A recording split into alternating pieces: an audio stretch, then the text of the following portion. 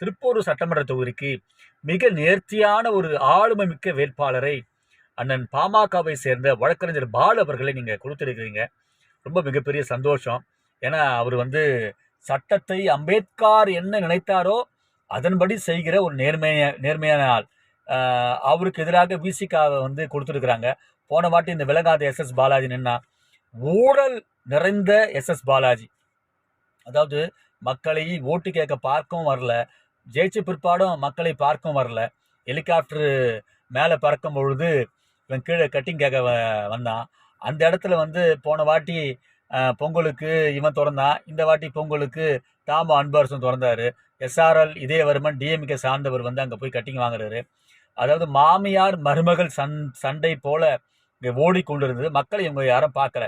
SS Balaji விசிகாவை சேர்ந்தவர், தாமோ அன்பரசன் இங்கே மாவட்ட செயலாளர், எஸ்ஆர்எல் இதயவர்மன் திமுகவினுடைய சேர்மனு.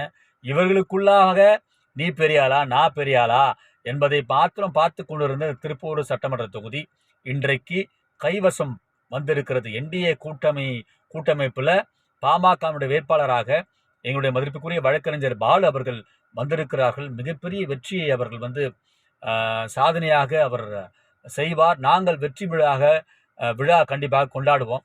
குறிப்பாக எஸ்ஆர்எல் இதயவர்மன் என்னென்ன 12 வெல் பஞ்சாயத்து இருக்கிறது, அந்த 12 வெல் பஞ்சாயத்தினுடைய தலைவர்களை வைத்து என்னென்ன ஊழல் செய்திருக்கிறார் என்பதை சுட்டி காண்பித்து, இன்னொன்று எஸ்ஆர்எல் இதயவர்மனே விசிகாவுக்கு கண்டிப்பாக ஓட்டு போடவே மாட்டார்.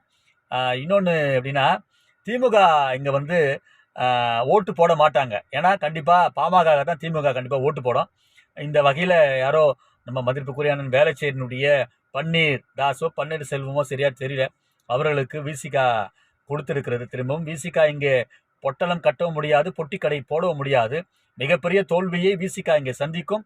அண்ணன் பாமகவை சேர்ந்த வழக்கறிஞர் பால் அவர்கள் மிகப்பெரிய வித்தியாசத்தில், அதாவது சாமானிய மக்கள் ஓட்டு போடுவார்கள், எங்களை போன்ற என்டிஏ கூட்டணியை சார்ந்த விசுவாசிகள் ஓட்டு போடுவார்கள், அதையும் தாண்டி திமுகவினுடைய அபிமானிகள், அதாவது அதிருப்தியாளர்கள் இன்றைக்கு பால் அவர்களை விரும்புகிறார்கள், வழக்கறிஞர் பால் அவர்களை விரும்புகிறார்கள். அவர்களும் உங்களுக்கு ஓட்டு போட்டு கண்டிப்பாக மிகப்பெரிய ஒரு வெற்றி வாய்ப்பை கண்டிப்பாக கொடுப்பார்கள் என்பதிலே எந்த விதமான சந்தேகமும் இல்லை.